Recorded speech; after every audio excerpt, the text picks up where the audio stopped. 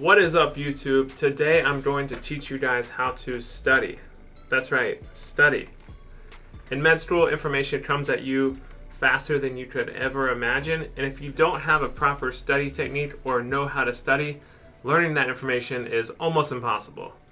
For me, the hardest part in med school was actually learning how to study, so I wanted to give you guys 3 tips on how I learned how to study effectively and memorize every single thing in med school.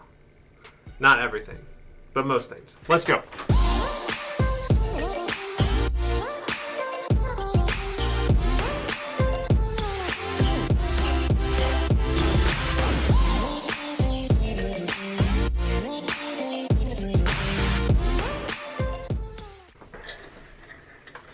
Alright, so first and foremost, I apologize for how tired I look.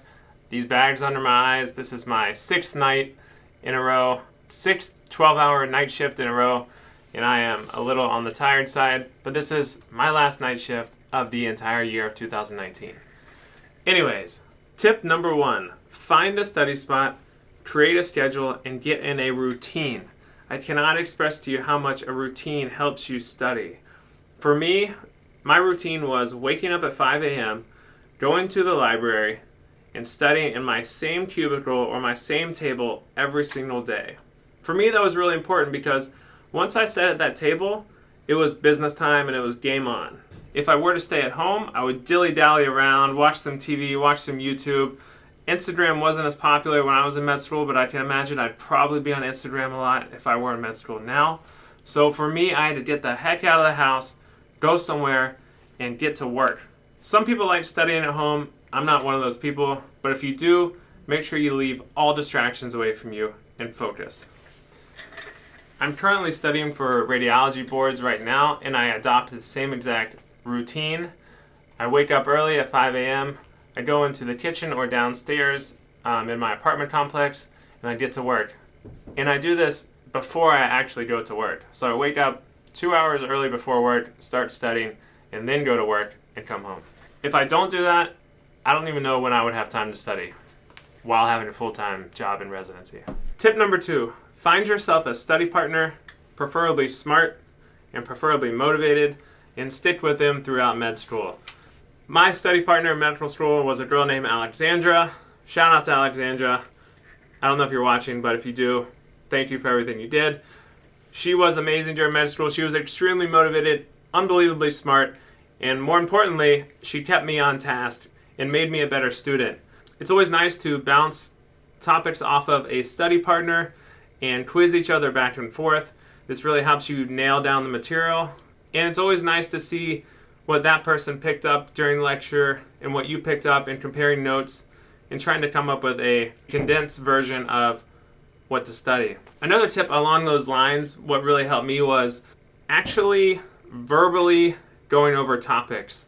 So we would verbally quiz each other, which forces you to think about a topic rather than just being able to pick it out on a multiple choice test. If you were able to recall it and verbalize it, you're much more likely to actually understand it and memorize it versus just being able to pick it out of a multiple choice menu. So study partners are worth their weight in gold if you find the right one. My third tip on how I memorize everything relates to note-taking.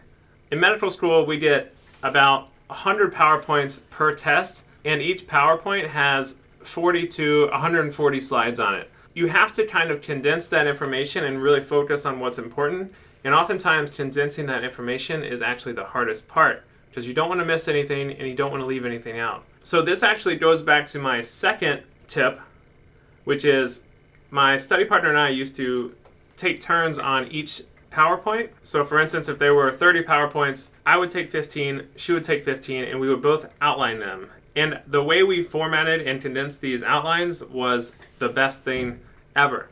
So this is what we did. So our goal was to fit a PowerPoint onto an entire PowerPoint onto one sheet of paper, landscape mode. So what we would do is go into Excel, split up by columns, 3 to 4 columns of the entire PowerPoint and outline it, and then we would condense it down and fit it to one page. So the font could be really small sometimes, but it was always on a page. So what we ended up having would be like 30 pages of just pure notes like this, all on one page. And the reason this helped is because A, it condenses the material and puts it all in front of you, rather than scrolling through PowerPoints mindlessly and missing stuff here and there. When I looked at this sheet of paper, it was almost like a spatial recognition for me. So if I was in the test and I couldn't remember a specific detail on a topic we were tested on, I could at least put it to like a specific portion of the page, and I could think like, okay, so I think that was up on the left side of the page, which means it was probably one of these two things. And it oftentimes just on spatial memory or spatial recognition of what was on my outline, I could kind of pick the right answer. Because there's so much information, it's impossible to know everything. So you have to develop different techniques that work for you. So for us, we split up the PowerPoints. We outlined every single one like this, fit it all on one page, and we would have the exact same material to study. We could quiz each other, and we could at least spatially recall information if we couldn't remember it, every single detail. Alright guys, so that concludes my 3 tips on how I memorized everything or almost everything in med school, and the tips I still use today. So if you liked this video and thought it was helpful, leave a thumbs up, hit that like and subscribe. Don't just hit it, smash that like and subscribe button, and I guess I will see you guys on the next video.